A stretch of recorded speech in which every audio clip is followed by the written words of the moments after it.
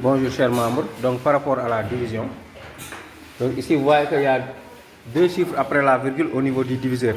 Comme d'habitude, on va essayer donc de multiplier par 100 puisque c'est deux chiffres après la virgule. Si on multiplie par 100, on obtiendra automatiquement 64. Ici aussi on va multiplier par 100. 10, 100. Donc la virgule sera ici. On enlève l'autre virgule.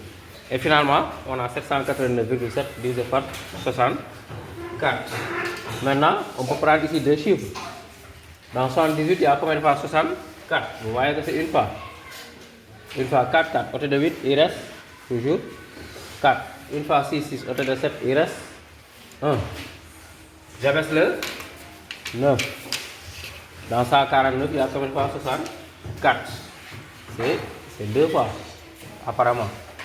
Voilà. Donc 2 fois 4, 8. Au lieu de 9 ici, il reste 1. 2 fois 6, 12. Au lieu de 14, il reste 2. Donc j'abaisse le. Avant d'abaisser le 7, d'ailleurs, il y a une virgule. Vous voyez. Et donc je place ici aussi une virgule. On va continuer.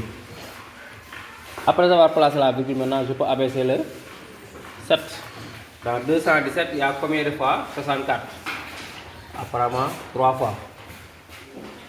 Voilà. 3 fois 4, 12. Au lieu de 17, il reste 5. Donc je retiens 1. 3 fois 6, 18 et 1, 19. Au lieu de 21, il reste 2.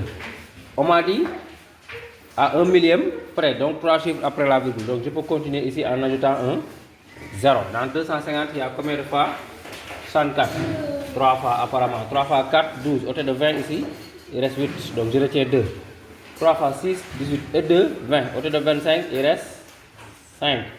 58.